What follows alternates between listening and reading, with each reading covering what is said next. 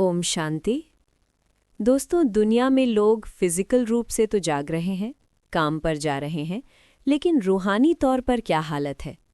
आज 28 फरवरी 2026 की मुरली में बाबा हमारी इस हालत को एक कहानी से जोड़ते हैं।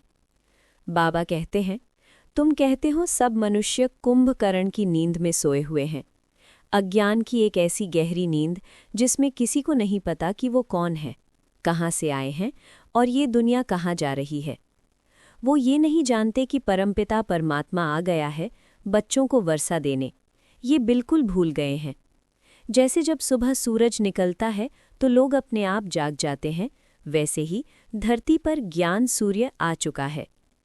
तुम ईश्वरीय संप्रदाय ही ऐसे कहते हो, जिनको ज्ञान सूर्य मिला है और जाग उठे हैं, वही समझेंगे। भगवान ने आकर आपको जगाया है, अब आपकी जिम्मेदारी क्या है? अभी तुमको बाप ने जगाया है, तुमको फिर औरों को जगाना है। क्या आप पूरी तरह जाग चुके हैं या अभी भी माया की नींद में आधे सोए हुए हैं? आज दुनिया में शांति लाने के लिए क्या हो रहा है? बड़े बड़े पॉलिटिशियंस, यूएन के लीडर्स सेमिनार्स कर रहे हैं, मीटिंग्स कर रहे हैं। जैसे गवर्नमेंट के लोग आपस में मिलकर राय करते हैं कि भारत को हम कैसे सुधारें, ये जो इतने मतभेद हो गए हैं उनको आपस में मिलकर ठीक करें। लेकिन क्या इन मीटिंग से दुनिया सुधर रही है? नहीं। दुनिया को सुधारने का असली काम एक ऐसी गवर्नमेंट कर रही है जिसे दुनिया जानती ही नहीं। बाबा कहते हैं, तुम भी पांडव गवर्नमेंट गाई हुई हो, ये बड़ी ईश्वरीय गवर्नमेंट है। इनको वास्तव में कहा ही जाता है पवन ईश्वरीय गवर्नमेंट।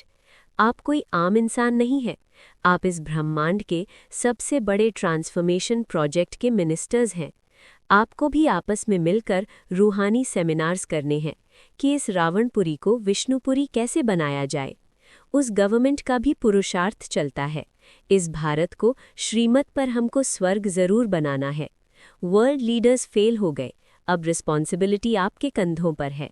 कुछ लोग मानते हैं कि भगवान ऊपर आसमान में बैठा है और वहीं से प्रेरणा देकर सब कुछ ठीक कर देगा, लेकिन बाबा इस लॉजिक को क्लियर करते हैं। बुद्धि कहती है जरूर आकर स्वर्ग की स्थापना की होगी, प्रेरणा से थोड़े ही स्थापना होगी। अगर एक बिल्डिंग बनानी है तो क्या आर्किटेक्ट सिर्फ ऊपर से प्रेरणा देगा? नहीं, उसे साइट पर आकर वर्कर्स को सिखाना पड़ेगा। यहाँ तो तुम बच्चों को राजयोग सिखाया जाता है, याद की यात्रा समझाई जाती है, प्रेरणा से कोई आवाज होता ही नहीं। भगवान किसी क्लाउड पर बैठकर मैजिक वॉन्ड नहीं घुमाता, वो इस धरती पर आता है, एक साधारण शरीर यानी ब्रह्मा में प्रवेश करता है और अपने बच्चों को आकर पढ़ाता है। भगवान एक प्रैक्टिकल टीचर है, उसका ज्ञान और प्यार सिर्फ महसूस ही नहीं, सुना भी जा सकता है। दुनिया भर में विष्णु की पूजा होती है, उन्हें 4 भुजाओं वाला दिखाया जाता है, लेकिन उस 4 भुजाओं का असली राज क्या है? बाबा एक बहुत गहरा रहस्य खोलते हैं। बाकी 4 भुजा वाला कोई मनुष्य नहीं होता, ये सूक्ष्म वतन में एम ऑब्जेक्ट दिखलाते हैं प्रवृत्ति मार्ग का। 2 भुजाएं लक्ष्मी की और 2 भुजाएं नारायण की, दोनों मिलकर एक विष्णु बनते हैं। ये परफेक्ट बैलेंस प्रवृत्ति का सिंबल है। लेकिन सबसे माइंड ब्लोइंग बात यह है कि ब्रह्मा सो विष्णु, विष्णु सो ब्रह्मा, ये तो बड़ी गुह्य बातें हैं। जो आत्मा आज संगम युग पर ब्रह्मा के रूप में तपस्या कर रही है, वही आत्मा कल सतयुग में विष्णु यानी लक्ष्मी नारायण के रूप में राज्य करती है। विष्णु से ब्रह्मा कैसे बनते हैं, ब्रह्मा से फिर विष्णु कैसे बनते हैं, ये सेंसिबल बच्चों की बुद्धि में झट आ जाता है। ज्ञान का ये डेप्थ किसी शास्त्र में नहीं मिलेगा, इसलिए देवी देवताओं की सच्ची हिस्ट्री सिर्फ उनका रचयिता ही बता सकता है। लोगों को ज्ञान समझाने के लिए सबसे बेस्ट टूल क्या है? बाबा कहते हैं कि सीढ़ी बड़ी अच्छी बननी चाहिए। इसमें बहुत समझा सकते हैं। सीढ़ी का चित्र एक आम इंसान को पूरी वर्ल्ड हिस्ट्री और ज्योग्राफी 1 मिनट में समझा देता है। सीढ़ी में भी बड़ा क्लियर दिखाया हुआ है, नीचे है पतित, उतरती कला और चढ़ती कला। हम आत्माएं 84 जन्मों की सीढ़ी कैसे उतरती हैं? सतयुग से त्रेता युग, फिर द्वापर युग और कलयुग, 16 कला से शून्य कला। 84 जन्म पूरे कर फिर पहला नंबर जन्म लिया है, फिर उतरती कला से चढ़ती कला में जाना पड़े। सीढ़ी के टॉप पर दिखाया है स्वर्ग यानी हेवन, जहां देवताएं हैं, और नीचे दिखाया है नरक यानी हेल, जहां लोग आपस में लड़ रहे हैं। ये तस्वीर सिर्फ एक ड्राइंग नहीं है, ये आत्मा की ऑटोबायोग्राफी है। इस पर मनन कीजिए और इसे दूसरों को जगाने का हथियार बनाइए। ज्ञान में आने के बाद भी आपस में टकराव क्यों होते हैं? हम रोज शांति की बात करते हैं, फिर भी हमारा किसी न किसी से मतभेद क्यों हो जाता है? बाबा बहुत क्लियर डायग्नोसिस देते हैं। जब देह अभिमान में आते हो तो अनेक प्रकार के टकराव होते हैं। माया की ग्रहचरी बैठती है। देह अभिमान ही सारी प्रॉब्लम की जड़ है। मेरी बात नहीं मानी, मुझे आगे नहीं आने दिया। जब ये ईगो आता है तो आत्मा पर ग्रहचरी बैठ जाती है। इसका सल्यूशन क्या है?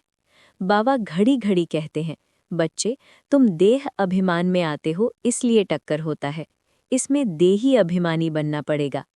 जब आप सामने वाले को आत्मा समझकर देखते हैं तो उसकी गलती गलती नहीं लगती, उसकी कमजोरी लगती है।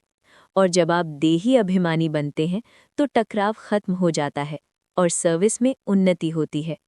अपने ईगो को छोड़कर आत्मा के अभिमान में आइए। विलियम शेक्सपियर ने कहा था कि ये दुनिया एक स्टेज है और हम सब एक्टर्स हैं। लेकिन बाबा एक सवाल पूछते हैं, अगर आप एक्टर हैं और आपको यही नहीं पता कि ड्रामा का डायरेक्टर कौन है और कहानी क्या है, तो आप कैसे एक्टर हैं? बाबा कहते हैं, हम लिखते भी हैं कि पाठधारी एक्टर होते हुए भी ड्रामा के क्रिएटर, डायरेक्टर आदि मध्य अंत को नहीं जान सकते, तो वो फर्स्ट क्लास बेसमझ हैं। ये बहुत कड़वा लेकिन सच्चा शब्द है। दुनिया के बड़े बड़े साइंटिस्ट्स और ऋषि मुनि इस दुनिया की उत्पत्ति, क्रिएशन को समझ नहीं पाए, क्योंकि एक एक्टर कभी ड्रामा के बाहर निकलकर पूरी पिक्चर नहीं देख सकता। बाप को ही नहीं जानते तो बाप की रचना को कैसे जान सकते? रचयिता ही आकर सारा ज्ञान सुनाते हैं।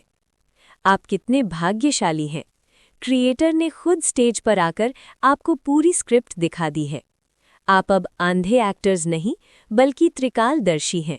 भारत का सबसे पवित्र शास्त्र गीता है, लेकिन क्या गीता का भगवान श्री कृष्ण है? बाबा हमें इस सबसे बड़ी भूल को सुधारने के लिए कहते हैं। बाबा बार बार समझाते हैं, कहाँ भी पहले पहले ये समझाओ कि गीता का भगवान कौन है, श्री कृष्ण या निराकार शिव। श्री कृष्ण तो पहले नंबर का देवता है, वो सतयुग का प्रिंस है। वो आकर ज्ञान क्यों देगा जब दुनिया पहले से ही परफेक्ट है?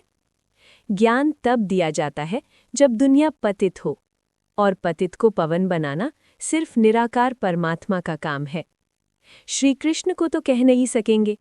पवित्रता, सुख शांति का सागर, लिबरेटर, गाइड कौन है? गीता का ज्ञान शिव बाबा ने ब्रह्मा के द्वारा दिया, जिसे पढ़कर वो आत्मा श्री कृष्ण बनी। जब लोग इस एक सच को समझ लेंगे तब दुनिया का स्पिरिचुअल पैराडाइम शिफ्ट हो जाएगा। जिंदगी में बहुत तूफान आते हैं, लोग अपमान करते हैं, परिस्थितियां बिगड़ जाती हैं। ऐसे में हमारी फाउंडेशन क्या होनी चाहिए? आज के वरदान में बाबा हमारा फाउंडेशन चेक करते हैं, पवित्रता यानी प्योरिटी। बाबा कहते हैं, पवित्रता का अधिकार लेने में नंबर 1 रहना, इसलिए पवित्रता के फाउंडेशन को कभी कमज़ोर नहीं करना।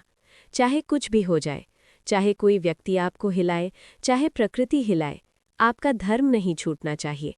बाबा एक बहुत पुरानी कहावत याद दिलाते हैं, कुछ भी हो जाए लेकिन धरत परिये धर्म न छोड़िए। अगर आपकी पवित्रता पक्की है तो सुख और शांति आपके पीछे पीछे आएगी। पवित्रता सिर्फ फिजिकल नहीं, मनसा यानी थॉट्स में भी। व्यर्थ से इनोसेंट बनो तो सच्चे सच्चे सेंट बन जाएंगे। नेगेटिव सोचना बंद कीजिए और अपने नंबर 1 अधिकार को क्लेम कीजिए। एक अकेला इंसान बहुत कुछ कर सकता है, लेकिन एक सच्चा संगठन दुनिया बदल सकता है। अव्यक्त इशारों में बाबा हमें अवतार बनने के लिए कहते हैं। कैसा अवतार? एकता स्थापक, एक नामी, इकोनॉमी का अवतार बने। जब आप दूसरों के साथ काम करते हैं तो अपनी राय थोपने के बजाय दूसरों को सम्मान दीजिए। 1-2 के विचारों को समझ सम्मान दे, एक दो को इशारा दे, लेन देन कर, आपस में संगठन की शक्ति का स्वरूप प्रत्यक्ष करो। जब किसी मीटिंग में आप दूसरे की राय को रिस्पेक्ट देते हैं, तो आप ईगो को नहीं, यूनिटी को प्रमोट करते हैं। आपकी आपस की ये एकता देखकर ही बाहर की दुनिया इस ज्ञान की तरफ आकर्षित होगी। आइए, आज हम कुंभकर्ण की नींद से जागे, अपने देह अभिमान का त्याग करें और इस 84 की सीढ़ी पर चढ़ती कला का अनुभव करें। एकता के रूहानी अवतार बने। ओम शांति।